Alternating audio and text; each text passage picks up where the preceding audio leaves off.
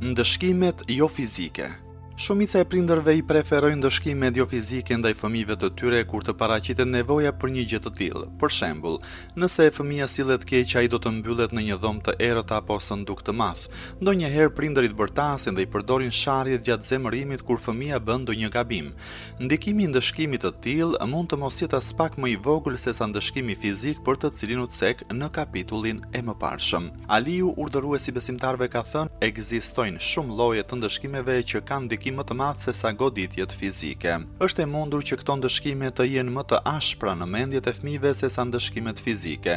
Këto ndëshkime do të dëmtojnë personalitetin e fëmijës dhe do të krijojnë elementet e frikës dhe të shqetësimit në natyrën e tij. Ka ndodhur shumë herë që kur është mbyllur fëmia në vetmi në një dhomë të errët, ndikimi në nervat e tij ka qenë aq i ashpër saqë kjo nuk ka qenë e mundur të fshihet nga mendja e tij për një kohë të gjatë.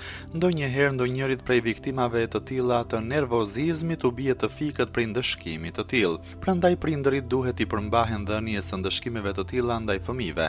Britma dhe sharja ndaj fëmijëve është e ndaluar haram dhe do të ketë ndikim dëmtues në rritjen e tyre. Kjo mund t'i motivojë fëmijët ta mosojnë gjuhën e sharjes dhe ta përdorin atë kur të rritet. Ekzistojnë edhe disa ndëshkime jo fizike që nuk do të kenë ndikim negativ në mendjet e fëmijëve dhe njëkohësisht janë shumë efektive në korrigjimin e tyre. Për shembull, nëse fëmia sillet keq ose nuk i kushton vëmendje mësimit të tij, prindërit duhet të mos flasin me të për një kohë ose mos ta marrin me vete në piknik. Ndonjëherë si ndëshkim prindërit nuk i marrin fëmijët me vete në gosti kur thirret e tërë familja. Ndonjëherë mund të mos i jepet dreka apo darka.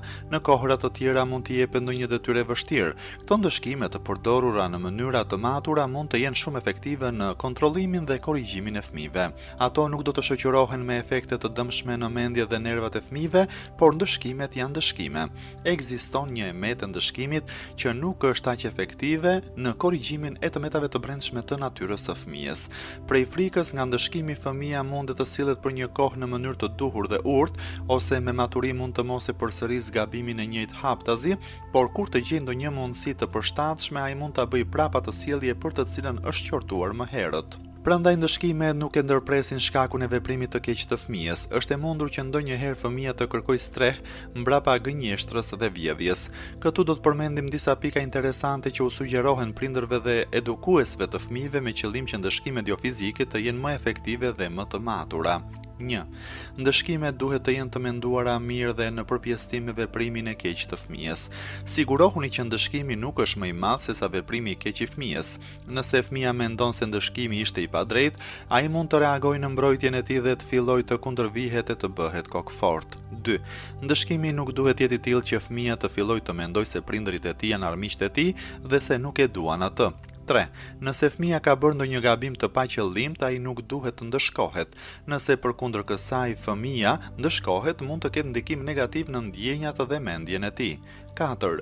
Ndëshkimet nuk duhet të bëhen çështje të përditshme nëse prindërit dëshirojnë që ato të jenë efektive. Nëse ndëshkimet përsëriten shpesh, fëmia mund të shndrohet në një kundërvajtës të pandrejtshëm. Atëherë ndëshkimi nuk do të ketë kurrë fare efekti tek ai. Aliu, urdhëruesi besimtarëve, ka thënë ndëshkimi dhe qortimi i tepërt mund të çojë te kokfortësia. 5. Fëmia mund të ndëshkohet për një veprim të vetëm dhe jo edhe për të gjitha sjelljet e këqija të së kaluarës.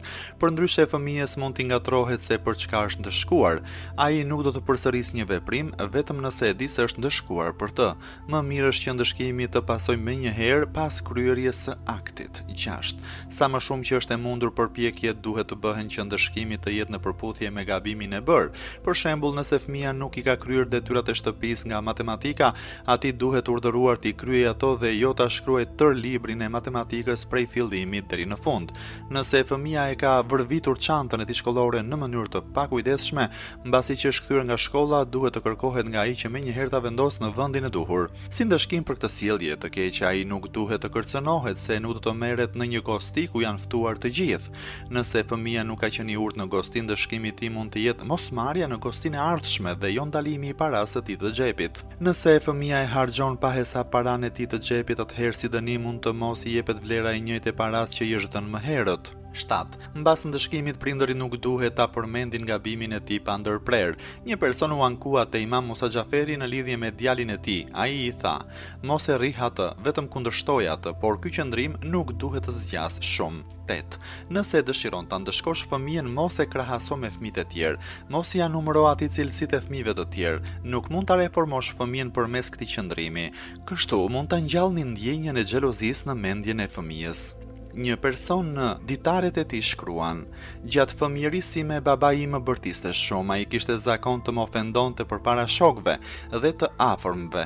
Gjithnjë i numëronte të arriturat e të tjerëve përpara meje.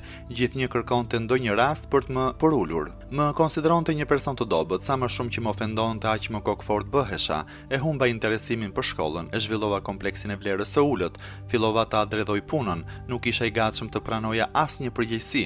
Personaliteti im që e dëmtuar për shkak të bezdisjeve të pandërprera të babait tim. Sot jam një person përtac dhe i vetmuar."